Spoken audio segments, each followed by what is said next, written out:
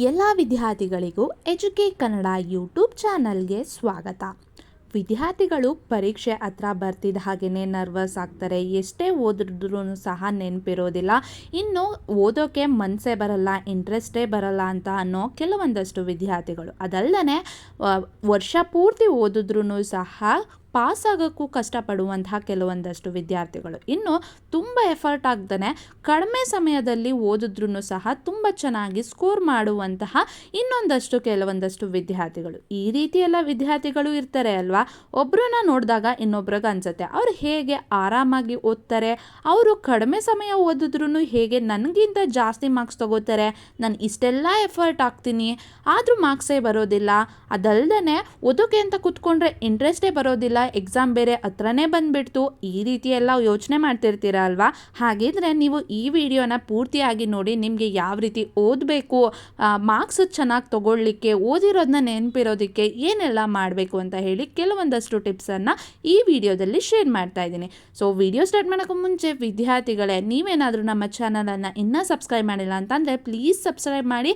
ಹಾಗೆ ಈ ವಿಡಿಯೋದಲ್ಲಿ ಸಿಗುವಂತಹ ಕಂಟೆಂಟು ನಿಮಗೆ ಯೂಸ್ಫುಲ್ ಇಷ್ಟ ಆಗಿದ್ರೆ ಲೈಕ್ ಮಾಡಿ, ಶೇರ್ ಮಾಡೋದನ್ನು ಬರಿಬೇಡಿ. ಬನ್ನಿ ವಿಡಿಯೋನ ಸ್ಟಾರ್ಟ್ ಮಾಡೋಣ. ವಿದ್ಯಾರ್ಥಿಗಳು ಮೊದಲನೇದಾಗಿ ಓದೋಕ್ಕೆ ಇಂಟ್ರೆಸ್ಟೇ ಬರ್ತಾ ಇಲ್ಲ ಅಂತ ಹೇಳಿ ಕೆಲವೊಂದಷ್ಟು ವಿದ್ಯಾರ್ಥಿಗಳು ಹೇಳ್ತಾ ಇರ್ತೀರ ಅಲ್ವಾ. ಅಂತಹ ವಿದ್ಯಾರ್ಥಿಗಳಿಗೆ ಕೆಲವೊಂದಷ್ಟು ಟಿಪ್ಸು. ಓದೋಕ್ಕೆ ಇಂಟ್ರೆಸ್ಟ್ ಬರ್ತಾ ಇಲ್ಲ ಅಂತ ಅಂದರೆ ಯಾಕೆ ಬರ್ತಿಲ್ಲ ಅಂತ ಹೇಳಿ ನಿಮ್ಮನ್ನು ನೀವು ಫಸ್ಟು ಕ್ವೆಶ್ಚನ್ ಮಾಡ್ಕೊಳ್ಬೇಕಾಗಿರುತ್ತೆ. ಓದಲೇಬೇಕು ಅಂತ ಹೇಳಿ ಮನಸ್ಸಿಟ್ಟು ಓದಿದಾಗ ನಾವು ಎಷ್ಟೇ ಓದೋದಿದ್ರೂ ಸಹ ಓದಿ ಮುಗಿಸ್ಬೋದು. ಆದರೆ ನಾವು ಕೆಲವೊಂದಷ್ಟು ಡಿಸ್ಟ್ರಾಕ್ಷನ್ನ ನಾವೇ ಬೇಡ ಅಂದ್ರೂ ತರಿಸ್ಕೊಳ್ತೀವಿ. ಮೊದಲನೇದಾಗಿ ಮೊಬೈಲು ಈಗ ಆಲ್ಮೋಸ್ಟು 10th ಸ್ಟ್ಯಾಂಡರ್ಡ್ ಆಗಿರಲಿ, PUC ಆಗಿರಲಿ, ಎಲ್ಲ ಮಕ್ಕಳ ಹತ್ರನೂ ಸಹ ಮೊಬೈಲ್ ಇರುತ್ತೆ. 10th PUC ಬಿಡ್ರಿ, ಅದಲ್ಲದೆ ಚಿಕ್ಕ ಮಕ್ಕಳು ಕೈಯಲ್ಲೂ ಮೊಬೈಲ್ ಇಲ್ದೇ ಊಟ ಮಾಡಲ್ಲ, ನಿದ್ದೆ ಮಾಡಲ್ಲ, ತಿಂಡಿ ಮಾಡಲ್ಲ, ಈ ರೀತಿ ಎಲ್ಲ ನೋಡಿರ್ತೀರಲ್ವ. ಚಿಕ್ಕ ಮಕ್ಕಳೇ ಅಷ್ಟು ಅಡಿಕ್ಟ್ ಆಗಬೇಕಾದ್ರೆ ದೊಡ್ಡವ್ರು ನಾವು ಮೊಬೈಲ್ನ ಹೇಗೆ ಯೂಸ್ ಮಾಡಬೇಕು ಅಂತ ಗೊತ್ತಿದ್ರೂ ಸಹ ತುಂಬಾ ಅಡಿಕ್ಷನ್ ಆಗಿರ್ತೀವಿ. ಸೊ ಓದಬೇಕು ಅಂತ ಹೇಳಿ ನೀವು ಸ್ಕೆಡ್ಯೂಲ್ ಮಾಡಿರುವಂತಹ ಟೈಮಲ್ಲಿ ಮೊಬೈಲ್ನ ಯೂಸ್ ಮಾಡೋದನ್ನ ಆದಷ್ಟು ಅವಾಯ್ಡ್ ಮಾಡಿ. ಏನಾದರೂ ಇಂಪಾರ್ಟೆಂಟ್ ಆಗಿದ್ರೆ ಮಾತ್ರ ಅದನ್ನು ಮಾಡಿ. ಏಕೆಂದರೆ ಕೆಲವೊಂದು ಸಲ ಮೊಬೈಲಲ್ಲೇ ಓದಬೇಕು, ಮೊಬೈಲಲ್ಲೇ ಕೆಲವೊಂದಷ್ಟನ್ನು ನೋಡಬೇಕು ಅಂತಲೂ ಸಹ ಬರುತ್ತೆ. ಓಕೆ, ಮೊಬೈಲಲ್ಲೇ ನೋಡ್ಕೊಂಡು ಓದಬೇಕು ಅಂದಾಗಲೂ ಸಹ ಬೇರೆ ಅನ್ನೆಸೆಸರಿ ನೋಟಿಫಿಕೇಷನ್ ಏನಾದರೂ ಬಂದರೆ ನೀವು ಡಿಸ್ಟ್ರಾಕ್ಷನ್ ಆಗಿಬಿಟ್ಟು ಅದನ್ನು ಚೆಕ್ ಮಾಡಿಬಿಡೋಣ, ಏನೋ ಇಂಪಾರ್ಟೆಂಟಾಗಿ ಬಂದಿದೆ, ಒಂದು 2 ಮಿನಿಟ್ಸ್ ತಾನೇ ನೋಡಿಬಿಡೋಣ, ಈ ರೀತಿ ಎಲ್ಲ ಡಿಸ್ಟರ್ಬ್ ಆಗೋಕ್ಕೆ ಹೋಗಬೇಡಿ. ಡಿಸ್ಟರ್ಬ್ ಆಯಿತು ಅಂತ ಹೇಳಿದ್ರೆ ಅಫ್ಕೋರ್ಸ್ ನಿಮಗೆ ಓದೋಕ್ಕೆ ಮನಸ್ಸೇ ಬರೋದಿಲ್ಲ. ಓದೋಕ್ಕೆ ಅಂತ ಕೂತ್ಕೊಂಡಿದ್ರೂ ಸಹ ಟೈಮ್ ನೋಡಿದ್ರೆ ತುಂಬ ಆಗಿರುತ್ತೆ, ನೀವೇನೂ ಓದೋದಿರೋದಿಲ್ಲ, ಯಾಕೆಂದರೆ ನೀವು ಮೊಬೈಲ್ ಯೂಸ್ ಮಾಡಿಕೊಂಡು ಕೂತಿರ್ತೀರ. ಸೊ ಇದು ಫಸ್ಟ್ ಪಾಯಿಂಟ್ ಆಗಿರುತ್ತೆ. ಸೆಕೆಂಡ್ನೇ ಪಾಯಿಂಟ್ ಏನಪ್ಪ ಅಂತ ಅಂದರೆ, ನೀವು ಯಾವ ಸಬ್ಜೆಕ್ಟ್ನ ಓದ್ತಾ ಇದ್ದೀರಾ, ಏನೆಲ್ಲ ಮೆಟೀರಿಯಲ್ಸ್ ಬೇಕು ಎಲ್ಲನೂ ನಿಮ್ಮ ಹತ್ರಕ್ಕೇ ತೊಗೊಂಡು ಕೂತ್ಕೊಳ್ಳಿ. ಸೊ ಕೂತ್ಕೊಳ್ತೀರಾ, ಮ್ಯಾಥಮೆಟಿಕ್ಸ್ ಏನೋ ವರ್ಕ್ ಮಾಡ್ತಿರ್ತೀರಾ, ಅಯ್ಯೋ ವರ್ಕ್ ಬುಕ್ ಇಲ್ಲ, ಪೆನ್ ತರಲಿಲ್ಲ ಅಂತ ಮತ್ತೆ ಎದ್ದೋಗೋದು, ಆ ರೀತಿ ಎಲ್ಲ ಮಾಡಬೇಡಿ. ನೋಟ್ಸ್ ಅಲ್ಲಿ ಬಿಟ್ಬಿಟ್ಟಿದ್ದೀನಿ, ಈ ನೋಟ್ಸ್ ಮರ್ತ್ಕೊಂಡೆ, ಬುಕ್ ಮರ್ಕೊಂಡೆ, ಈ ರೀತಿಯಾಗಿ ಕೂತಿದ್ದ ಜಾಗದಿಂದ ಪದೇ ಎದ್ದೋಗೋದು, ಆ ರೀತಿ ಎಲ್ಲ ಮಾಡಬೇಡಿ. ಒಂದು ಸ್ಟಡಿ ಜಾಗ ನೀವು ಏನು ಫಿಕ್ಸ್ ಮಾಡಿರ್ತೀರಾ ಅಲ್ಲಿ ಕೂತ್ಕೊಳ್ತಿದ್ದೀರಾ ಅಂತ ಹೇಳಿದ್ರೆ ನೀವು ಅಂದ್ಕೊಂಡಿರುವಂಥ ಅವರ್ ಏನಿದೆ, 1 hour 2 hour ಇಲ್ಲ ಹಾಫ್ ಆನ್ ಅವರ್ ಏನು ಅಂದ್ಕೊಂಡಿರ್ತೀರಾ ಅಷ್ಟರಲ್ಲಿ ಕೂತ್ಕೊಂಡು ಏನೆಲ್ಲ ಟಾಪಿಕ್ಸ್ನ ಕವರ್ ಮಾಡಬೇಕು ಅಂತ ಹೇಳಿ ಅಂದ್ಕೊಂಡಿದ್ದೀರಾ ಕವರ್ ಮಾಡಲಿಕ್ಕೆ ಅಂತ ಹೇಳಿ ಟ್ರೈ ಮಾಡಿ. ಇನ್ನು 3ನೇ ಪಾಯಿಂಟ್ ಏನಪ್ಪ ಅಂತ ಅಂದರೆ, ನೀವು ಓದ್ತಾ ಇರ್ತೀರಾ, ಮನೆಯಲ್ಲಿ ಇನ್ಯಾರೋ ಬಂದುಬಿಟ್ಟು ಏನೋ ಮಾತಾಡ್ಸೋದು, ಇಲ್ಲ ಅಲ್ಲಿಗೆ ಹೋಗಿದ್ದು ಬಾ, ಇಲ್ಲಿಗೆ ಹೋಗಿದ್ದು ಬಾ ಅಂತ ಹೇಳಿ ಮಧ್ಯದಲ್ಲಿ ಬಂದು ಡಿಸ್ಟರ್ಬ್ ಮಾಡ್ತಾರೆ. ಸೊ ಓದೋ ಟೈಮ್ ಏನಿದೆ ಅದನ್ನು ಫಿಕ್ಸ್ ಮಾಡಿರ್ತೀರಾ ಅಲ್ವಾ. ನಿಮ್ಮ ಮನೆಯವ್ರಿಗೂ ತಿಳಿಸಿ, ಫ್ಯಾಮಿಲಿ ಆಗಿರ್ಬೋದು, ಫ್ರೆಂಡ್ಸ್ ಆಗಿರ್ಬೋದು, ನಾನು ಈ ರೀತಿ ಸ್ಟಡಿ ಮಾಡೋಕ್ಕೆ ಅಂತ ಹೇಳಿ ಒಂದಿಷ್ಟು ಟೈಮನ್ನು ನಾನು ಫಿಕ್ಸ್ ಮಾಡ್ಕೊಂಡಿದ್ದೀನಿ, ನಾನು ಓದ್ಬಿಟ್ಟು ಏನೇ ಕೆಲಸ ಇದ್ದರೂ ಆಮೇಲೆ ಬಂದು ಮಾಡ್ತೀನಿ ಅಂತ. ಯಾಕೆಂದರೆ ಮಧ್ಯದಲ್ಲಿ ಡಿಸ್ಟ್ರಾಕ್ಟ್ ಆಯಿತು ಅಂದರೆ ಅದು 5 ಮಿನಿಟ್ಸೇ ಆಗಿದ್ರು ಮತ್ತೆ ವಾಪಸ್ ಬಂದು ಕೂತ್ಕೊಂಡಾಗ ನೀವು ಎಲ್ಲಿ ಓದ್ತಾ ಇರ್ತೀರಾ, ಏನು ಓದ್ತಾ ಇರ್ತೀರಾ ಅಂತ ಹೇಳಿ ನಿಮಗೆ ನೆನಪಿರೋದಿಲ್ಲ, ಓದಿರೋದು ಮರ್ತೋಗ್ಬಿಟ್ಟಿರುತ್ತೆ, ಮತ್ತೆ ಕೂತ್ಕೊಂಡು ಸ್ಟಾರ್ಟ್ ಮಾಡೋಕ್ಕೆ ಮತ್ತೆ ಇಂಟ್ರೆಸ್ಟು ಬರೋದಿಲ್ಲ. ಸೊ ಇದು 3ನೇ ಪಾಯಿಂಟ್ ಆಗಿರುತ್ತೆ. ಇನ್ನು 4ನೇ ಪಾಯಿಂಟು, ನೀವು ಮಲಗುವಂತಹ ಜಾಗ, ಓದುವಂತಹ ಜಾಗ ಆದಷ್ಟು ಬೇರೆ ಇಟ್ಕೊಳ್ಳಿ. ಏಕೆಂದರೆ ಕೆಲವೊಂದಷ್ಟು ವಿದ್ಯಾರ್ಥಿಗಳು ಬೆಡ್ ಮೇಲೇ ಕೂತ್ಕೊಂಡು ಓದ್ತಾ ಇರ್ತಾರೆ. ನಾವು ಸುಮಾರು ಸಲ ನಾವು ಎಕ್ಸ್ಪೀರಿಯೆನ್ಸ್ ಮಾಡಿರ್ತೀವಿ, ಬೆಡ್ ಮೇಲೆ ಕೂತ್ಕೊಂಡು ಓದ್ತಿದ್ದ ಹಾಗೆ ನಮಗೆ ನಿದ್ದೆ ಬರೋ ಥರ ಫೀಲ್ ಆಗ್ತಾ ಇರುತ್ತೆ. ಸೊ ಅವಾಯ್ಡ್, ಬೆಡ್ ಮೇಲೆ ಕೂತ್ಕೊಂಡು ಎಲ್ಲಿ ಮಲ್ಕೊಳ್ತೀರಾ ಆ ಜಾಗದಲ್ಲಿ ಕೂತ್ಕೊಂಡು ಓದೋದನ್ನು ಅವಾಯ್ಡ್ ಮಾಡಿ. ಕೆಲವೊಂದಷ್ಟು ಒಂದು ಜಾಗನ ಫಿಕ್ಸ್ ಮಾಡ್ಕೊಳ್ಳಿ, ಅಲ್ಲಿ ಕೂತ್ಕೊಂಡು ಓದೋದು, ಮತ್ತು ತುಂಬ ಗಾಳಿ ಚೆನ್ನಾಗಿ ಬರ್ತಾ ಇರಬೇಕು, ಮತ್ತು ಲೈಟ್ ಇರಬೇಕು, ಆ ರೀತಿ ನೋಡಿಕೊಂಡು ಕೂತ್ಕೊಳ್ಳಿ. ಅದಲ್ಲದೆ ಕಂಟಿನ್ಯೂಸ್ ಆಗಿ ಓದ್ತಿರ್ತೀನಿ ಅಂತ ಹೇಳಿಬಿಟ್ಟು 2 ಅವರ್ಸ್ 3 ಅವರ್ಸ್ ಆದರೂ ಕೂತಿದ್ದ ಜಾಗ ಬಿಟ್ಟು ಅಳ್ಳಾಡ್ದೇ ಎಲ್ಲ ಓದಬೇಕು ಅಂತ ಏನೂ ಇಲ್ಲ.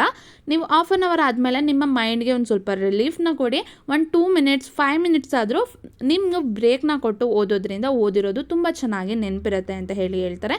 So as much as possible ನೀವು 30 ಮಿನಿಟ್ಸು 1 ಅವರ್ ಅಂತ ನಿಮಗೆ ನಿಮ್ಮ ಸ್ಟ್ರೆಂತ್ಗೆ ಎಷ್ಟು ಮೆಮೊರಿ ನಿಮಗೆ ಫುಲ್ಲು ಸ್ಟ್ರೆಸ್ ಆಗ್ದೇ ಡಿಸ್ಟರ್ಬ್ ಆಗ್ದೇ ಎಷ್ಟೊತ್ತು ನಿಮ್ಮ ಮೈಂಡ್ ಏನಿದೆ ಅಷ್ಟು ವರ್ಕ್ ಆಗುತ್ತೆ ಅಷ್ಟು ಅವರ್ನ ಬಿಟ್ಬಿಟ್ಟು ಆಮೇಲೆ ಒಂದು 5-10 ಮಿನಿಟ್ಸ್ ಬ್ರೇಕ್ನ ತೊಗೊಳ್ಳಿ. ಅದಲ್ದೇ ನೀರು ಚೆನ್ನಾಗಿ ಕುಡೀರಿ, ಟೈಮಿಗೆ ಸರಿಯಾಗಿ ಊಟ ಮಾಡಿ, ಅದಲ್ದೇ ನಿದ್ದೆನೂ ಸಹ ಪೂರ್ತಿಯಾಗಿ ಮಾಡಿ. ಸೊ ಇದಿಷ್ಟೂ ನಿಮ್ಮ ಕಾನ್ಸಂಟ್ರೇಷನ್ನು ಓದಲಿಕ್ಕೆ ಅಂತ ಹೇಳಿ ಇಂಟ್ರೆಸ್ಟ್ನ ಬೆಳೆಸ್ಕೊಳ್ಳಿಕ್ಕೆ ಕೆಲವೊಂದಷ್ಟು ಪಾಯಿಂಟ್ಸು. ಐ ಹೋಪ್ ನಿಮಗೆ ಇದನ್ನೆಲ್ಲ ಕೇಳಿದ್ಮೇಲೆ ನೀವೇನು ತಪ್ಪು ಮಾಡ್ತಿರ್ತೀರಾ, ಏನು ಮಿಸ್ ಮಾಡ್ತಿರ್ತೀರಾ ಅಂತ ಹೇಳಿ ನಿಮಗೆ ಗೊತ್ತಾಗುತ್ತೆ. ಸೊ ಕಾನ್ಸಂಟ್ರೇಷನ್ನ ಇದು ಮಾಡ್ಕೊಳ್ಳೋಕ್ಕೆ, ಕಾನ್ಸಂಟ್ರೇಷನ್ನು ಡಿಸ್ಟರ್ಬ್ ಆಗದೇ ಇರೋದಕ್ಕೆ ಇದಿಷ್ಟು ಪಾಯಿಂಟ್ಸ್ಗಳು.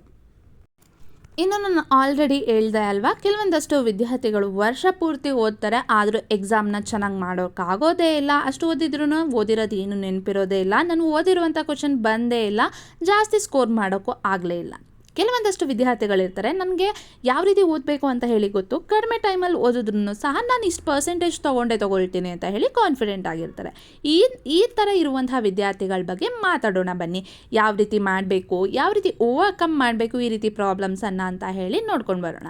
ಈಗ ಹೇಳಿರುವಂತಹ 2 ಟೈಪ್ಸ್ ಏನು ಹೇಳಿದೆ ಅವರಿಬ್ಬರಲ್ಲಿ ನಾವು ಕಂಪೇರ್ ಮಾಡಿ ನೋಡಿದಾಗ ನಮಗೆ ಗೊತ್ತಾಗುತ್ತೆ ಪ್ರಾಪರ್ ಪ್ಲ್ಯಾನಿಂಗು ವರ್ಕ್ ಆಗ್ತಿದೆ. ಒಬ್ರಿಗೆ ಪ್ಲ್ಯಾನಿಂಗ್ ಮಾಡೋಕ್ಕೆ ಬರೋದಿಲ್ಲ, ಇನ್ನೊಬ್ರಿಗೆ ಪ್ಲ್ಯಾನಿಂಗ್ ಮಾಡೋಕ್ಕೆ ಬರುತ್ತೆ. ಅದಕ್ಕೆ ಕಡಿಮೆ ಸಮಯದಲ್ಲಿ ಓದಿದ್ರೂ ಸಹ ಅವ್ರಿಗೆ ಹೇಗೆ ಸ್ಕೋರ್ ಮಾಡಬೇಕು, ಹೇಗೆ ಮೆಮೊರೈಸ್ ಮಾಡಬೇಕು ಅಂತ ಹೇಳಿ ಗೊತ್ತಾಗುತ್ತೆ ಅಂತ ಹೇಳಿ ನಮಗೆ ಅವು 2 ಸಿಚುವೇಶನ್ ಏನಿದೆ ಅದನ್ನು ಕೇಳ್ತಿದ್ದ ಹಾಗೇ ಗೊತ್ತಾಗುತ್ತೆ. ಸೊ ವಿದ್ಯಾರ್ಥಿಗಳು ನೀವು 1 ವರ್ಷದಿಂದನೇ ಓದ್ತಾ ಇದ್ರೂ ಸಹ ಪ್ರಾಪರಾಗಿ ಪ್ಲ್ಯಾನಿಂಗ್ ಮಾಡ್ಕೊಳ್ಳಿ. ಯಾಕೆಂದರೆ ನೀವು 1 ವರ್ಷ ಇನ್ನು ಎಕ್ಸಾಮ್ ನೆಕ್ಸ್ಟ್ ಇಯರ್ ಇದೆ, ಈ ಇಯರಿಂದ ಓದ್ಬಿಟ್ರೆ ಎಲ್ಲ ನೆನಪಿರುತ್ತೆ ಅಂತ ಹೇಳಿ ಅಂದ್ಕೊಂಡ್ರೆ ಅದು ನಿಜ ಅಂತ ನಿಮ್ಗೆ ಅನ್ಸುತ್ತಾ? 1 ವರ್ಷದಿಂದ ಓದಿದ್ದೆಲ್ಲ ನಾವು 1 ವರ್ಷ ಆದಮೇಲೆ ನೆನ್ಪಿಟ್ಕೊಂಡು ಬರೀತೀವಿ ಅನ್ನೋದು ನಿಜವಾಗ್ಲೂ ದಟ್ಸ್ ಜೋಕ್ ಅಂತ ಹೇಳ್ಬೋದು. ಯಾಕೆಂದರೆ ನಮಗೆ ಅಷ್ಟು ಮೆಮೊರಿ ಪವರ್ ಇದ್ರೂ ಸಹ ನಾವು ಕೆಲವೊಂದಷ್ಟು ಟಾಪಿಕ್ಸ್ ಆಗಿರ್ಬೋದು, ಕೆಲವೊಂದು ವಿಷಯ ಆಗಿರ್ಬೋದು, ಸಿಚುವೇಶನ್ ಆಗಿರ್ಬೋದು ಮರ್ತೋಗ್ತಾ ಇರುತ್ತೆ. ಮೆಮೊರಿ ಪವರ್ ಅದು ಲಾಸ್ ಆಗ್ತಾನೆ ಇರುತ್ತೆ ಅಲ್ವಾ. ಅದಕ್ಕೋಸ್ಕರ ನೀವು ಸ್ಟಾರ್ಟಿಂಗಿಂದನೇ ಮಾಡ್ತಾ ಇದ್ರೂ ಸಹ ಟೈಮ್ ಇಂಟರ್ವಲ್ ಅಂದರೆ ಒಂದು 3 ಮಂತ್ಸ್ 4 ಮಂತ್ಸ್ ಅಂತ ನೀವೇನು ಫಿಕ್ಸ್ ಮಾಡ್ಕೊಂಡಿರ್ತೀರಾ ಅದಾದಮೇಲೆ ಮತ್ತೆ ನೀವು ರಿವಿಷನ್ನ ಮಾಡಬೇಕು. ಇಲ್ಲಿ ರಿವಿಷನ್ ಇಲ್ಲ ಅಂತ ಹೇಳಿದ್ರೆ ನೀವು 1 ವರ್ಷದಿಂದ ಓದಿದ್ದಲ್ಲ, 1 ದಿನದಿಂದ ಓದಿದ್ರೂ ಸಹ ಮರ್ತೋಗೋ ಚಾನ್ಸಸ್ ಇರುತ್ತೆ. ಸೊ ಪ್ರಾಪರಾಗಿ ಪ್ಲ್ಯಾನ್ ಮಾಡ್ಕೊಳ್ಳಿ. ನಿಮ್ಮ ಎಕ್ಸಾಮ್ ಯಾವಾಗ ಇದೆ, ಯಾವ ಸಬ್ಜೆಕ್ಟು ನಿಮಗೆ ಡಿಫಿಕಲ್ಟ್ ಆಗ್ತಾ ಇದೆ, ಯಾವ ಸಬ್ಜೆಕ್ಟನ್ನು ಯಾವ ದಿನ ಓದಬೇಕು, ಎಷ್ಟು ಅವರ್ ಆ ಸಬ್ಜೆಕ್ಟನ್ನು ಓದಬೇಕು, ಇದಿಷ್ಟನ್ನು ಸಹ ಪ್ರಾಪರಾಗಿ ಪ್ಲ್ಯಾನ್ ಮಾಡ್ಕೊಳ್ಳೋದ್ರಿಂದ ನೀವು 12 ಅವರ್ಸ್ ಓದಿದ್ರೂ ಒಂದೇ ಆಗುತ್ತೆ, 4 ಅವರ್ಸ್ ಓದಿದ್ರೂ ಒಂದೇ ಆಗುತ್ತೆ. ಏಕೆಂದರೆ ರಿವಿಷನ್ನ ಮಾಡ್ತಾ ಇರ್ತೀರಾ ಫ್ರೀಕ್ವೆಂಟಾಗಿ. ಒಂದು ಸಲ ಓದಿದಾಗ ನಿಮಗೆ ಅದು ಡಿಫಿಕಲ್ಟ್ ಅನಿಸ್ಬೋದು, ತುಂಬ ಟೈಮ್ ತೊಗೋತಾ ಇದ್ದೀನಿ ಇದನ್ನು ಕಲಿಯೋಕ್ಕೆ, ಮೆಮೊರೈಸ್ ಮಾಡ್ಕೊಳ್ಳೋಕ್ಕೆ ಅಂತ ಅನಿಸ್ಬೋದು. But when it comes to second time, ನೀವು ಆಲ್ರೆಡಿ ಒಂದು ಸಲ ಓದಿರೋದ್ರಿಂದ ಸೆಕೆಂಡ್ ಟೈಮ್ ನಿಮಗೆ ಅಷ್ಟು ಟೈಮ್ನ ತೊಗೊಳ್ಳಲ್ಲ. ನೀವು ಓದಲಿಕ್ಕೆ ಮೆಮೊರೈಸ್ ಮಾಡಲಿಕ್ಕೆ ಅಷ್ಟು ಟೈಮ್ ತೊಗೊಳ್ಳಲ್ಲ. ಸೊ ಫಸ್ಟ್ ಟೈಮ್ಗೂ ಸೆಕೆಂಡ್ ಟೈಮ್ಗೂ ನೀವು ಇನ್ವೆಸ್ಟ್ ಮಾಡುವಂಥ ಟೈಮ್ ಏನಿದೆ ರೆಡ್ಯೂಸ್ ಆಯಿತು. ಸೊ ಅಗೇನ್ ಥರ್ಡ್ ಟೈಮ್ ಬನ್ನಿ, ನೀವು ಇನ್ನು ಈಸಿಯಾಗಿ ಬೇಗ ನೀವು ಓದ್ತಿದ್ದಾಗೇ ಐ ಆಲ್ರೆಡಿ ರೆಡ್ ಇಟ್ ಅಂತ ಹೇಳಿ you can able to memorize all those things ಅಲ್ವಾ. ಸೊ ಪ್ಲ್ಯಾನಿಂಗ್ ಮಾಡ್ಕೊಳ್ಳಿ. ನೀವು ಕಡಿಮೆ ಟೈಮಲ್ಲಿ ಓದಿ ಮುಗಿಸಿದ್ರೂ ವೆಲ್ ಆ್ಯಂಡ್ ಗುಡ್, ಇಲ್ಲ ಜಾಸ್ತಿ ಟೈಮ್ ತೊಗೋತಿದ್ದೀರಾ ಅಂತ ಅಂದ್ರೂ ವೆಲ್ ಆ್ಯಂಡ್ ಗುಡ್. ನೀವು ಪ್ರಾಪರ್ ಪ್ಲ್ಯಾನಿಂಗ್ ಮಾಡೋದ್ರಿಂದ ಎಲ್ಲನೂ ಸಹ ಓವರ್ಕಮ್ ಮಾಡ್ಬೋದು. ಎಕ್ಸಾಮ್ಗೆ ಯಾವ ರೀತಿ ಪ್ರಿಪೇರ್ ಆಗಬೇಕು ಅಂತ ಹೇಳಿ ನೀಟಾಗಿ ಪ್ಲ್ಯಾನ್ ಮಾಡೋದನ್ನು ಸಹ one of the best method ಆಗಿರುತ್ತೆ. ತುಂಬ ಚೆನ್ನಾಗಿ ವರ್ಕ್ ಆಗುತ್ತೆ. ಏಕೆಂದರೆ ನಿಮ್ಮ ಬಗ್ಗೆ ಬೇರೆಯವ್ರಿಗೆ ಗೊತ್ತಿರಲ್ಲ ಅಲ್ವಾ, ಬೇರೆಯವ್ರ ಪ್ಲ್ಯಾನ್ ಹೇಗೆ ನಿಮ್ಗೆ ವರ್ಕ್ ಆಗುತ್ತೆ. ನೀವು ನಿಮ್ಮನ್ನು ಅರ್ಥ ಮಾಡ್ಕೊಳ್ಳಿ, ಯಾವ ರೀತಿ ಪ್ಲ್ಯಾನ್ ಮಾಡಬೇಕು. ನಾನು 3 ಮಂತ್ಸಿಂದ ಓದಿದ್ರೂ ಸಹ ನನಗೆ ಎಕ್ಸಾಮ್ ಬರೆಯೋಕ್ಕಾಗುತ್ತೆ ಅನ್ನೋದಾದರೆ you can plan it for 3 months. ನನಗೆ 3 ಮಂತ್ಸ್ ಅಲ್ಲ, ನಂಗೆ ತುಂಬ ಜಾಸ್ತಿ ಟೈಮ್ ಬೇಕು ಅನ್ನೋದಾದರೆ ಯು ನೋ ಯುವರ್ ಸೆಲ್ಫ್ ಅಲ್ವಾ, ನಿಮಗೆ ಎಷ್ಟು ಟೈಮ್ ಬೇಕೋ ಅದನ್ನು ಪ್ಲ್ಯಾನ್ ಮಾಡ್ಕೊಳ್ಳಿ. ಸೊ ವಿದ್ಯಾರ್ಥಿಗಳಿಗೆ ಆಲ್ರೆಡಿ ಸೆಕೆಂಡ್ PUC ಹತ್ರ ಬರ್ತಾ ಇದೆ ಎಕ್ಸಾಮ್ಗೆ ಅಲ್ವಾ. ಹೀಗಿರಬೇಕಾದ್ರೆ ನೀವು 6 ಮಂತ್ಸು 1 ಇಯರ್ ಎಲ್ಲ ನೀವು ಲೆಕ್ಕ ಹಾಕೋಕೆ ಆಗೋದಿಲ್ಲ. ಈಗ ಆಲ್ರೆಡಿ ಎಕ್ಸಾಮ್ ಹತ್ರ ಬರ್ತಿರೋದ್ರಿಂದ ಇನ್ನು ಎಷ್ಟು ದಿನ ಉಳಿದಿದೆ, ನೀವು ಎಷ್ಟು ಓದಿದ್ದೀರಾ, ಯಾವ ಸಬ್ಜೆಕ್ಟ್ಗೆ ಎಷ್ಟು ಟೈಮ್ ಕೊಡಬೇಕು ಅಂತ ಹೇಳಿ ಪ್ಲ್ಯಾನಿಂಗ್ ಮಾಡ್ಕೊಳ್ಳಿ. So planning helps. ಇನ್ನು ಇದರಲ್ಲಿ ಸೆಕೆಂಡ್ನ ಪಾಯಿಂಟ್ ಏನಪ್ಪ ಹೇಳ್ತೀನಿ ಅಂತ ಹೇಳಿದರೆ, ಯಾವ ಸಬ್ಜೆಕ್ಟ್ ಓದಬೇಕು, ಹೇಗೆ ಓದಬೇಕು ಅಂತ ಹೇಳೇ ಗೊತ್ತಿದೆ. ಏನೆಲ್ಲ ಓದಬೇಕು ಅಂತ ಹೇಳಿ ಪ್ಲ್ಯಾನ್ ಮಾಡ್ಕೊಳ್ಳೋದನ್ನು ಸಹ ತುಂಬ ಇಂಪಾರ್ಟೆಂಟ್ ಆಗಿರುತ್ತೆ. ಎಕ್ಸಾಮ್ಗೆ ಪೂರ್ತಿ ಓದಿದ್ರೂ ಸಹ ಎಕ್ಸಾಮ್ ಕ್ವಶನ್ ಏನಿದೆ ಅದನ್ನು ಅರ್ಥ ಮಾಡ್ಕೊಳ್ಳಿಲ್ಲ ಅಂತ ಹೇಳಿದ್ರೆ ನಿಮ್ಗೆ ಆನ್ಸರ್ ಗೊತ್ತಿದ್ರೂ ಬರೆಯೋಕ್ಕಾಗೋದಿಲ್ಲ. ಸೊ ಅದಕ್ಕೋಸ್ಕರ ಮಾಡೆಲ್ ಕ್ವಶನ್ ಪೇಪರ್ ಏನಿದೆ, ಬ್ಲೂ ಪ್ರಿಂಟ್ ಏನಿದೆ, ಪ್ರಿಪ್ರೇಟರಿ ಎಕ್ಸಾಮ್ ಪೇಪರ್ ಏನಿದೆ, ಪ್ರೀವಿಯಸ್ ಇಯರ್ ಕ್ವಶನ್ ಪೇಪರ್ ಏನಿದೆ ಅದನ್ನೆಲ್ಲ ಸಾಲ್ವ್ ಮಾಡೋಕ್ಕೆ, ರೆಫರ್ ಮಾಡೋಕ್ಕೆ ಅಂತ ಹೇಳಿ ಟ್ರೈ ಮಾಡಿ. ಏಕೆಂದರೆ ಅದರಿಂದ ನಿಮಗೆ ಗೊತ್ತಾಗುತ್ತೆ ಯಾವ ರೀತಿ ಎಕ್ಸಾಮಲ್ಲಿ ಕ್ವಶನ್ಸ್ ಬರುತ್ತೆ, ಆ ಕ್ವಶನ್ನ ಓದಿದಾಗ ನನಗೆ ಏನು ಅರ್ಥ ಆಗುತ್ತೆ, ಆ ಕ್ವಶನ್ಗೆ ಯಾವ ಆನ್ಸರ್ ಬರೀಬೇಕು ಅಂತ ಹೇಳಿ ನಿಮಗೆ ಹೆಲ್ಪ್ಫುಲ್ ಆಗ್ತಾ ಹೋಗುತ್ತೆ. ಸೊ ಒಂದು ಪ್ಲ್ಯಾನಿಂಗ್ ಮಾಡಬೇಕು. ಅಫ್ಕೋರ್ಸ್ ಎರಡರಲ್ಲೂ ಪ್ಲ್ಯಾನಿಂಗ್ ಇದೆ. ಎಷ್ಟು ಟೈಮ್ ಕೊಟ್ಟು ಯಾವ ಸಬ್ಜೆಕ್ಟು ಯಾವಾಗ ಓದೋದು ಒಂದು ಕಡೆ, ಆದರೆ ಆ ಸಬ್ಜೆಕ್ಟ್ನ ಪ್ರಾಕ್ಟಿಕಲ್ಲಾಗಿ ಯಾವ ರೀತಿ ಫೇಸ್ ಮಾಡೋದು ಅಂತ ಹೇಳಿ ನಿಮ್ಮದು ಸೆಕೆಂಡ್ ಪಾಯಿಂಟ್ ಏನು ಹೇಳಿದೆ ಅದು ನಿಮಗೆ ತುಂಬಾ ಹೆಲ್ಪ್ ಆಗುತ್ತೆ. ಇನ್ನು ಥರ್ಡ್ ಪಾಯಿಂಟು ನಾನು ಆಲ್ರೆಡಿ ಫಸ್ಟ್ ಪಾಯಿಂಟಲ್ಲಿ ಹೇಳಿದೆ ಅಲ್ವಾ, ಮೆಮೊರೈಸ್ ಮಾಡೋದು ತುಂಬಾ ಇಂಪಾರ್ಟೆಂಟ್ ಅಂತ. ಎಸ್, ಥರ್ಡ್ ಪಾಯಿಂಟ್ ನಾನು ಅದನ್ನೇ ಸ್ಟ್ರೆಸ್ ಮಾಡಿ ಹೇಳ್ತಾ ಇದ್ದೀನಿ. ಯಾವುದೇ ಟಾಪಿಕ್ಸ್ನ ಓದ್ತಾ ಇದ್ದೀರಾ ಅಂದರೆ ನೀವು ಸರ್ಟೈನ್ ಇಂಟರ್ವಲ್ ಆಫ್ ಟೈಮಲ್ಲಿ ನೀವು ಮೆಮೊರೈಸ್ ಮಾಡೋದು ತುಂಬಾ ಇಂಪಾರ್ಟೆಂಟ್ ಆಗಿರುತ್ತೆ. ಎಕ್ಸಾಮ್ ಹತ್ರ ಬರ್ತಿದೆ ಅಂದರೆ ಎಕ್ಸಾಮ್ ಹಿಂದಿನ ದಿನ ಹೊಸ್ದಾಗಿ ಓದೋದಕ್ಕಿಂತ ನೀವು ಏನು ಓದಿದ್ದೀರಾ ಅದನ್ನೆಲ್ಲ ಮೆಮೊರೈಸ್ ಮಾಡೋದ್ರಿಂದ ತುಂಬಾ ಹೆಲ್ಪ್ಫುಲ್ ಆಗುತ್ತೆ. ನಿಮಗೆ ಓದಿರೋದನ್ನು ಸಹ ತುಂಬ ಚೆನ್ನಾಗಿರುತ್ತೆ. ಇನ್ನು ಫೋರ್ತ್ ಪಾಯಿಂಟ್ ಏನಪ್ಪ ಅಂತ ಹೇಳ್ತೀನಿ ಅಂದರೆ, ಎಕ್ಸಾಮ್ಸು ಎಲ್ಲರಿಗೂ ಸಹ ಬರುತ್ತೆ. ನೀವು ಫಸ್ಟ್ ಸ್ಟ್ಯಾಂಡರ್ಡಿಂದನೂ ಎಕ್ಸಾಮ್ನ ಫೇಸ್ ಮಾಡ್ಕೊಂಡು ಬಂದಿದ್ದೀರಾ ಅಲ್ವಾ. What so special in 10th standard 12th standard ಅಂತ ನೀವೇ ಕ್ವಶನ್ ಮಾಡ್ಕೊಳ್ಳಿ. ಯಾಕೆ ಅಷ್ಟೊಂದು ಟೆನ್ಷನ್ ಮಾಡಬೇಕು? I know about my self ಅಂತ ನೀವು ನಿಮಗೆ ಹೇಳ್ಕೊಳ್ಳಿ. ಯಾವುದೇ ಎಕ್ಸಾಮು ಹತ್ರನೇ ಬರ್ತಿದೆ, ನಾಳೆನೇ ಇದೆ ಅಂತ ಹೇಳಿಬಿಟ್ಟು ಟೆನ್ಷನ್ ಮಾಡ್ಕೊಳ್ಬೇಡಿ. ಟೆನ್ಷನ್ ಮಾಡ್ಕೊಳ್ಳೋದ್ರಿಂದ ಓದಿರುವಂತಹ ಏನು ಟಾಪಿಕ್ಸ್ ಇದೆ ಏನೂ ಸಹ ನೆನಪಾಗದೇ ಇರುವಂಥ ಸಿಚುವೇಶನ್ನು ತುಂಬ ಜನ ಎಕ್ಸ್ಪೀರಿಯೆನ್ಸ್ ಮಾಡಿರ್ತಾರೆ. ಪರ್ಸ್ನಲಿ ನಾನು ಸಹ ಅದನ್ನೇ ಎಕ್ಸ್ಪೀರಿಯೆನ್ಸ್ ಮಾಡಿದ್ದೀನಿ. ಅದಕ್ಕೋಸ್ಕರ ಸ್ಟ್ರೆಸ್ ಮಾಡ್ಕೊಳ್ಳೋದು, ಟೆನ್ಷನ್ ಮಾಡ್ಕೊಳ್ಳೋದು, ಎಕ್ಸಾಮ್ ನಾಳೆನೇ ನಾನು ಏನೂ ಓದಿಲ್ಲ ಇಷ್ಟೊಂದೆಲ್ಲ ಕವರ್ ಮಾಡಬೇಕು ಅಂತ ಹೇಳಿ ಭಯ ಪಡೋದನ್ನು ಅವಾಯ್ಡ್ ಮಾಡಿ. ಎಕ್ಸಾಮ್ ಹತ್ರ ಬರ್ತಿದ್ರು ಸಹ ಭಯ ಪಡ್ದೇನೆ ಯಾವ ರೀತಿ ರಿವೈಸ್ ಮಾಡ್ಕೊಳ್ಬೇಕು, ಏನೆಲ್ಲ ಟಾಪಿಕ್ಸ್ನ ನೀವು ಕವರ್ ಮಾಡಿದ್ದೀರಾ ರಿವೈಸ್ ಮಾಡಿಕೊಂಡು ಆರಾಮಾಗಿ ಹೋಗ್ಬಿಟ್ಟು ಎಕ್ಸಾಮ್ನ ಬರೀರಿ. ಸೊ ಇದು ಥರ್ಡ್ ಪಾಯಿಂಟ್ ಆಗಿರುತ್ತೆ. ಇನ್ನು ಫೋರ್ತ್ ಪಾಯಿಂಟ್ ಏನಪ್ಪ ಅಂತ ಹೇಳಿದ್ರೆ, ಎಗೇನ್ ನಾನು ಪ್ರಿಪ್ರೇಷನ್ ಸ್ಟೇಜ್ಗೆ ಬರ್ತೀನಿ. ನಿಮಗೆ ಓದಿರೋದು ಏನಿದೆ ಅದನ್ನು ರಿವೈಸ್ ಮಾಡಿದ್ರೂ ಮರ್ತೋಗ್ತಿದೆ ಅಂತ ಅಂದಾಗ ನಿಮಗೆ ಅದನ್ನು ಬರೆದು ಕಳಿಯೋದ್ರಿಂದ, ಬರೆದು ಪ್ರಾಕ್ಟೀಸ್ ಮಾಡೋದ್ರಿಂದ ನಿಮಗೆ ತುಂಬಾ ನೆನಪಿರುತ್ತೆ. ಸೊ ನೀವು ಕ್ಯಾಲ್ಕುಲೇಟ್ ಮಾಡ್ಕೊಳ್ಳಿ, ಎಷ್ಟು ಟೈಮ್ ಇದೆ, ನಾನು ಬರಿತಾ ಕೂತ್ಕೊಂಡ್ರೆ ನಾನು ಎಕ್ಸಾಮ್ ಅಷ್ಟರಲ್ಲಿ ಕವರ್ ಮಾಡ್ಬೋದಾ ಏನು ಅಂತ ಹೇಳಿ ನೀವು ಯೋಚನೆ ಮಾಡಿಕೊಂಡು ಈ ಟಿಪ್ಸ್ ಏನಿದೆ ಅದನ್ನು ಫಾಲೋ ಮಾಡಿ. ಬರೆಯೋದ್ರಿಂದ ನಿಮಗೆ ಎಕ್ಸಾಮಲ್ಲಿ ಬರೀಬೇಕಾದ್ರೂ ನೆನ್ಪು ಬರುವಂತಹ ಚಾನ್ಸಸ್ ಇರುತ್ತೆ. ಈಗ ಡಿಫಿಕಲ್ಟ್ ವರ್ಡ್ ಆಗಿರ್ಬೋದು, ಇಲ್ಲ ಯಾವುದೋ ಕ್ವೆಶನ್ಸು, ಯಾವುದೋ ಪ್ರಾಬ್ಲಮ್ಸು ಪದೇ ಪದೇ ಅಂತ ಅಂದಾಗ ನೀವು ಬರೆದು ಪ್ರಾಕ್ಟೀಸ್ ಮಾಡ್ತಾ ಇದ್ರೆ ನಿಮಗೆ ಗೊತ್ತಾಗುತ್ತೆ. ಸೊ ಇದಾದಮೇಲೆ ಈ ವರ್ಡೇ ಬರೀಬೇಕು ಅಂತ ಹೇಳಿ ಎಕ್ಸಾಮಲ್ಲೂ 90% ನಿಮಗೆ ಅದು ನೆನ್ಪು ಉಳ್ಕೊಳ್ಳುವಂಥ ಸಾಧ್ಯತೆ ಇರುತ್ತೆ. ನಿಮಗೇನಾದ್ರೂ ಓದಿದ್ರೂ ಮರ್ತೋಗುತ್ತೆ ಅಂತ ಹೇಳಿದ್ರೆ ಕೆಲವೊಂದು ಸಲ ಬರೆದೂ ಸಹ ಪ್ರಾಕ್ಟೀಸ್ ಮಾಡಿ. ಇಲ್ಲಾಂದರೆ ರಿವೈಸ್ ಮಾಡಬೇಕಾದ್ರೆ ಮೇನ್ ಪಾಯಿಂಟ್ ಏನಿದೆ ಮರ್ತೋಗುವಂಥ ಪಾಯಿಂಟ್ನ ಅಟ್ಲೀಸ್ಟ್ ರಫ್ ಆಗಿ ಬರೆದಾದ್ರೂ ಸಹ ನೆನ್ಪಿಟ್ಕೊಳ್ಳಿಕ್ಕೆ ಅಂತ ಹೇಳಿ ಟ್ರೈ ಮಾಡಿ.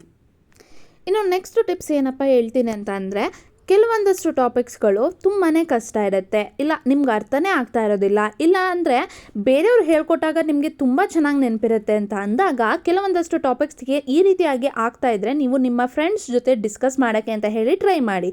ಕೆಲವೊಂದು ಸಲ ಏನಾಗುತ್ತೆ ಅಂದರೆ ನಾವು ಓದಿದ್ದಕ್ಕಿಂತ ಬೇರೆಯವರು ನಮಗೆ ಎಕ್ಸ್ಪ್ಲೈನ್ ಮಾಡಿದ್ದು, ಇಲ್ಲ ನಾವು ಬೇರೆಯವ್ರಿಗೆ ಎಕ್ಸ್ಪ್ಲೈನ್ ಮಾಡಿದ್ದು ತುಂಬಾ ಚೆನ್ನಾಗಿ ನೆನಪಿರುತ್ತೆ. ಇದು one of the best tips ಅಂತಲೇ ಹೇಳ್ತೀನಿ, ಟ್ರಿಕ್ಸ್ ಅಂತಲೇ ಹೇಳ್ತೀನಿ. ನಿಮಗೆ ಕೆಲವೊಂದಷ್ಟು ಟಾಪಿಕ್ಸ್ಗಳು ನೆನಪಾಗ್ತಿಲ್ಲ, ಓದಿದ್ರೂ ಸಹ ನೆನಪಲ್ಲಿ ಉಳಿತಿಲ್ಲ ಅಂತ ಹೇಳಿದ್ರೆ try to explain to others. ಆ ಟಾಪಿಕ್ಸನ್ನು ಬೇರೆಯವ್ರಿಗೆ ಎಕ್ಸ್ಪ್ಲೈನ್ ಮಾಡೋದ್ರಿಂದ, ಬೇರೆಯವ್ರ ಕೈಲಿಂದ ಎಕ್ಸ್ಪ್ಲೈನ್ ಮಾಡಿಸ್ಕೊಳ್ಳೋದ್ರಿಂದ ನಿಮ್ಮ ಮೆಮೊರಿಯಲ್ಲಿ ಅದು ತುಂಬ ದಿನಗಳ ಕಾಲ ಉಳ್ಕೊಳ್ಳುವಂಥ ಪ್ರಯತ್ನ ಆಗುತ್ತೆ.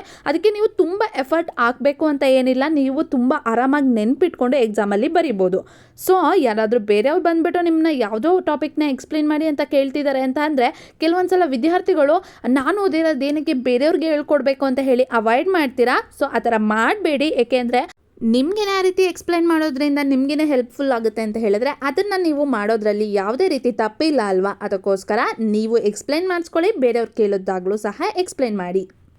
ಸೊ ಇನ್ನೊಂದು ಏನಪ್ಪ ಹೇಳ್ತೀನಿ ಅಂದರೆ, ಸೊ ನೀವು ಅಷ್ಟೆಲ್ಲ ಎಫರ್ಟ್ ಹಾಕಿ ಓದ್ತಾ ಇದ್ದೀರಾ, ಎಲ್ಲ ಮಾಡ್ತಾ ಇದ್ದೀರಾ, ಬಟ್ ನಾವು ಆಲ್ರೆಡಿ ಹೇಳ್ದೆ ಅಲ್ವಾ, ಬ್ಲೂ ಪ್ರಿಂಟ್ನ ರೆಫರ್ ಮಾಡಿ, ಮಾಡೆಲ್ ಕ್ವಶನ್ ಪೇಪರ್ನ ರೆಫರ್ ಮಾಡಿ, ಅದಲ್ಲದೆ ಪ್ರೀವಿಯಸ್ ಇಯರ್ ಕ್ವಶನ್ ಪೇಪರ್ನು ರೆಫರ್ ಮಾಡಿ ಅಂತ. ಅದಲ್ಲದೆ ನಿಮ್ಮ ಟೀಚರ್ಸು ಪಾಠ ಮಾಡಬೇಕಾದ್ರೆ ಕೆಲವೊಂದು ಸಲ ಹೇಳ್ತಾರೆ, ಇದು ಪ್ರತಿ ವರ್ಷವೂ ಈ ಕ್ವಶನ್ನು ಈ ಥರ ರಿಪೀಟ್ ಆಗ್ತಾ ಇರುತ್ತೆ, ಇದು ಒಂದು ಇಂಪಾರ್ಟೆಂಟ್ ಕ್ವಶನ್ಸ್ ಆಗಿರುತ್ತೆ, you can expect this in the exam ಅಂತ ಹೇಳಿರೋದನ್ನ ಕೇಳ್ತೀರಾ ಅಲ್ವಾ. ಆ ಥರ ಪಾಠ ಮಾಡಬೇಕಾದ್ರೆ ಕೇಳಿದ್ರೂ ಸಹ ಟಿಕ್ ಮಾಡ್ಕೊಳ್ಳಿ. ಅದು ನೀವು ಅದನ್ನು ಟಿಕ್ ಮಾಡಿಕೊಂಡು ನೀವು ಎಕ್ಸ್ಟ್ರಾ ಓದೋದ್ರಿಂದ ಯಾವುದೇ ರೀತಿ ಲಾಸ್ ಆಗಲ್ಲ. ಎಕ್ಸಾಮಲ್ಲಿ ಆ ಕ್ವಶನ್ಸ್ ಬಂದರೆ ನಿಮಗೆ ಅದು ಹೆಲ್ಪ್ಫುಲ್ ಆಗುತ್ತೆ, ನಿಮ್ಮ ಮಾರ್ಕ್ಸ್ ಅಚೀವ್ ಮಾಡಲಿಕ್ಕೆ ಅಂತ ಹೇಳಿ ತುಂಬಾ ಹೆಲ್ಪ್ಫುಲ್ ಆಗುತ್ತೆ ಅಲ್ವಾ. ಅದಕ್ಕೋಸ್ಕರ ಯಾರಾದ್ರೂ ಈ ಕ್ವಶನ್ಸು ಇಂಪಾರ್ಟೆಂಟು, ಈ ಟಾಪಿಕ್ಕು ಸ್ವಲ್ಪ ಇಂಪಾರ್ಟೆಂಟ್ ಇದೆ, ಇದನ್ನು ಈ ಟಾಪಿಕಲ್ಲಿ ಅವ್ರು ಯಾವ ರೀತಿನಾದರೂ ಕ್ವಶನ್ ಕೇಳ್ಬೋದು, ಇಲ್ಲ ಪ್ರೀವಿಯಸ್ ಇಯರಲ್ಲಿ ಅದು ರಿಪೀಟ್ ಆಗಿತ್ತು, ಪ್ರಿಪ್ರೇಟರಿಯಲ್ಲಿ ರಿಪೀಟ್ ಆಗಿತ್ತು, ಮಾಡೆಲ್ ಕ್ವಶನ್ ಪೇಪರಲ್ಲಿ ಇದೆ ಅಂತ ಹೇಳಿದಾಗ ಆ ಥರ ಕ್ವಶನ್ಸ್ ಎಲ್ಲನೂ ಸ್ವಲ್ಪ ಎಫರ್ಟ್ ಹಾಕಿ ಓದಲಿಕ್ಕೆ ಅಂತ ಹೇಳಿ ಪ್ರಯತ್ನ ಪಡಿ. ಏಕೆಂದರೆ ಕೆಲವೊಂದಷ್ಟು ಟಾಪಿಕ್ಸು ಇಂಪಾರ್ಟೆಂಟ್ ಟಾಪಿಕ್ಸ್ ಏನಿರುತ್ತೆ ಪ್ರತಿ ವರ್ಷವೂ ರಿಪೀಟ್ ಆಗುವಂತಹ ಚಾನ್ಸಸ್ ಇದೆ. ಆ ಚಾಪ್ಟರಲ್ಲಿ ಆ ಇಂಪಾರ್ಟೆಂಟ್ ಟಾಪಿಕ್ ಬಿಟ್ಟು ಬೇರೆ ಎಲ್ಲ ಕೇಳಿದ್ರೆ ಯೂಸ್ಲೆಸ್ ಅಂತ ಹೇಳಿ ಅನ್ನಿಸ್ಬೋದು. ಆವಾಗ ಪದೇ ಪದೇ ರಿಪೀಟ್ ಆದ್ರೂ ಸಹ ಅದೇ ಕ್ವೆಶನ್ಸ್ನ ಅದೇ ಟಾಪಿಕನ್ನು ಕೇಳುವಂಥ ಚಾನ್ಸಸ್ ಇರುತ್ತೆ. ಇದನ್ನೆಲ್ಲ ನೀವು ಟಿಕ್ ಮಾಡಿಕೊಂಡು ಓದೋದ್ರಿಂದ ನಿಮಗೆ ಹೆಲ್ಪ್ಫುಲ್ ಆಗುತ್ತೆ. ಸೊ ಇಷ್ಟೆಲ್ಲ ಟಿಪ್ಸ್ ಆ್ಯಂಡ್ ಟ್ರಿಕ್ಸನ್ನು ಹೇಳಿದೆ, ಇದನ್ನೆಲ್ಲ ಫಾಲೋ ಮಾಡಬೇಕಾ? ಅಫ್ಕೋರ್ಸ್ ನಿಮಗೆ ಯಾವ್ದು ಅಪ್ಲೈ ಆಗುತ್ತೆ ಇಷ್ಟರಲ್ಲಿ ಫಾಲೋ ಮಾಡಿ. ಅದಲ್ಲದೆ ನಾನು ಕೊನೆಯದಾಗಿ ಏನಪ್ಪ ಹೇಳ್ತೀನಿ ಅಂತ ಹೇಳಿದ್ರೆ, ನೀವು ಯಾಕೆ ಎಕ್ಸಾಮಲ್ಲಿ ಚೆನ್ನಾಗಿ ಸ್ಕೋರ್ ಮಾಡಬೇಕು? Of course you will be having some goals in the life ಅಲ್ವಾ. ಸೆಕೆಂಡ್ PUC ಆಗಿದ್ದರೆ ನೆಕ್ಸ್ಟು ನಾನು MBBS ಸೀಟ್ನೇ ತೊಗೋಬೋದು, ಇಲ್ಲ ಆರ್ಕಿಟೆಕ್ಚರ್ ಸೀಟ್ ಬೇಕೇ ಬೇಕು, ಅದು ಗೌರ್ನಮೆಂಟ್ ಸೀಟ್ ಬೇಕು, ನನಗೆ ಇಂಜಿನಿಯರಲ್ಲಿ ಇಂಥ ಕಾಲೇಜಲ್ಲೇ ಸೀಟ್ ಬೇಕು, ಈ ಥರ ಎಲ್ಲ ಡ್ರೀಮ್ಸ್ ಇಟ್ಕೊಂಡಿರ್ತೀರಾ ಅಲ್ವಾ. ಈ ಡ್ರೀಮನ್ನೇ ನಿಮ್ಮ ಮುಂದೆ ಇಟ್ಕೊಳ್ಳಿ. ಇದಕ್ಕಿಂತ ಬೇರೆ ಮೋಟಿವೇಶನ್ ಏನು ಬೇಕು ನಿಮಗೆ? ಈ ರೀತಿಯಾಗಿ ಮೋಟಿವೇಶನ್ ನಿಮ್ಮಲ್ಲಿ ಆಲ್ರೆಡಿ ಇರುತ್ತೆ. ಪ್ರತಿಯೊಬ್ಬ ವಿದ್ಯಾರ್ಥಿನೂ ನಾನು ನೆಕ್ಸ್ಟು ಈ ಕಾಲೇಜಿಗೆ ಸೇರ್ಕೋಬೇಕು, ಈ ಕೋರ್ಸ್ ಸೇರ್ಕೋಬೇಕು, ಇಷ್ಟು ಪರ್ಸೆಂಟೇಜನ್ನು ನಾನು ಸ್ಕೋರ್ ಮಾಡಲೇಬೇಕು ಅಂತ ಹೇಳಿ ಟಾರ್ಗೆಟ್ನ ಇಟ್ಕೊಂಡಿರ್ತೀರ ಅಲ್ವಾ. ಅದೇ ನಿಮ್ಮ ಗೋಲ್ ಆಗಿರುತ್ತೆ. ಅದಕ್ಕಿಂತ ಬೇರೆ ಯಾವ ಮೋಟಿವೇಶನ್ನು ಬೇಕಾಗಿಲ್ಲ. ಮೋಟಿವೇಶನ್ ಇದ್ದರೆ ನಮ್ಮ ಇಂಟ್ರೆಸ್ಟು ತಾನಾಗಿಯೇ ಬರುತ್ತೆ. ನಾನು ಈ ಗೋಲ್ನ ಅಚೀವ್ ಮಾಡಬೇಕು ಅಂತ ಅಂದ್ಕೊಂಡ್ರೆ ಆ ಗೋಲ್ನ ಅಚೀವ್ ಮಾಡೋದು ಏನಿದೆ ಅದೇ ನಿಮ್ಮ ಮೋಟಿವೇಶನ್ನು. ಅದನ್ನ ಅಚೀವ್ ಮಾಡಲಿಕ್ಕೆ ನೀವು ಏನೆಲ್ಲ ಎಫರ್ಟ್ ಬೇಕೋ ಅದನ್ನೆಲ್ಲ ಹಾಕಿರ್ತೀರ. ಅದಕ್ಕೋಸ್ಕರ ನಿಮ್ಮ ಗೋಲ್ ಏನಿದೆ ಅದನ್ನು ಪ್ರತಿ ಸಲ ರಿಮೈಂಡ್ ಮಾಡ್ಕೊಳ್ಳಿ. ನಿಮಗೆ ಇಂಟ್ರೆಸ್ಟ್ ಬರ್ತಿಲ್ವಾ, ಓದಿರೋದನ್ನ ಮರ್ತೋಗ್ತಿದ್ಯಾ, ನಿಮ್ಮ ಗೋಲ್ ಏನಿದೆ ಅದನ್ನು ಮತ್ತೆ ಮತ್ತೆ ನಿಮ್ಮ ಮೈಂಡ್ಗೆ ರಿಮೈಂಡ್ ಮಾಡ್ತಾ ಇರಿ. I wanted to achieve this, ಅದಕ್ಕೆ ನಾನು ಇಷ್ಟೆಲ್ಲ ಎಫರ್ಟ್ ಆಗ್ತಾ ಇದ್ದೀನಿ, I have to do it ಅಂತ ಹೇಳಿ ನಿಮ್ಮ ಮನಸ್ಸಿಗೆ ನೀವು ಪದೇ ಪದೇ ಹೇಳ್ಕೊಳ್ತಾ ಹೋದರೆ ನಿಮ್ಮ ಮೈಂಡು ಆಲ್ಮೋಸ್ಟ್ ನಿಮ್ಮ ಗೋಲ್ ಕಡೆ ವರ್ಕ್ ಮಾಡಲಿಕ್ಕೆ ಅಂತ ಹೇಳಿ ಅದ್ರ ಕಡೆ ಕಾನ್ಸಂಟ್ರೇಟ್ ಮಾಡುತ್ತೆ. ನೀವು ಅದನ್ನು ಅಚೀವ್ ಮಾಡಲಿಕ್ಕೆ ಅಂತ ಹೇಳಿ ಏನೆಲ್ಲ ಸಪೋರ್ಟ್ ಬೇಕು ನಿಮ್ಮ ಮೈಂಡು ನಿಮಗೆ ಕೊಟ್ಟೆ ಕೊಡುತ್ತೆ. ಸೊ ಇಷ್ಟೆಲ್ಲ ಟಿಪ್ಸ್ಗಳು ಏನು ಹೇಳಿದೆ, ಇಷ್ಟೆಲ್ಲ ಮೆಥಡ್ಗಳು ಏನು ಹೇಳಿದೆ, ಅಫ್ಕೋರ್ಸ್ ನಿಮಗೆ ಇದನ್ನೆಲ್ಲ ಕೇಳಿದ ಮೇಲೆ ಕೆಲವೊಂದಷ್ಟು ನಿಮಗೆ ವರ್ಕ್ ಆಗುತ್ತೆ. ಇದನ್ನು ಫಾಲೋ ಮಾಡೋದ್ರಿಂದ ನಾನು ಇನ್ನೂ ಬೆಟರಾಗಿ ಓದ್ಬೋದು ಅಂತ ಹೇಳಿ ಫೀಲ್ ಮಾಡಿದ್ರೆ ಈ ರೀತಿಯಾಗಿ ಮೆಥಡ್ಸ್ ಎಲ್ಲ ಏನು ಹೇಳಿದೆ ಅದನ್ನೆಲ್ಲ ಅಡಾಪ್ಟ್ ಮಾಡ್ಕೊಳ್ಳಿ. ನಿಮ್ಮ ಎಕ್ಸಾಮ್ಸ್ಗೆ ತುಂಬಾ ಹೆಲ್ಪ್ಫುಲ್ ಆಗುತ್ತೆ. ನಿಮ್ಮ ಸ್ಟಡೀಸ್ ಏನು ಮಾಡ್ತಾ ಇದ್ದೀರಾ ಅದನ್ನು ಸಹ ಇನ್ನೂ ಚೆನ್ನಾಗಿ ಮಾಡುವಂತಹ ಕೆಲವೊಂದಷ್ಟು ದಾರಿಗಳು ನಿಮಗೇ ಕಾಣಿಸ್ತಾ ಹೋಗುತ್ತೆ.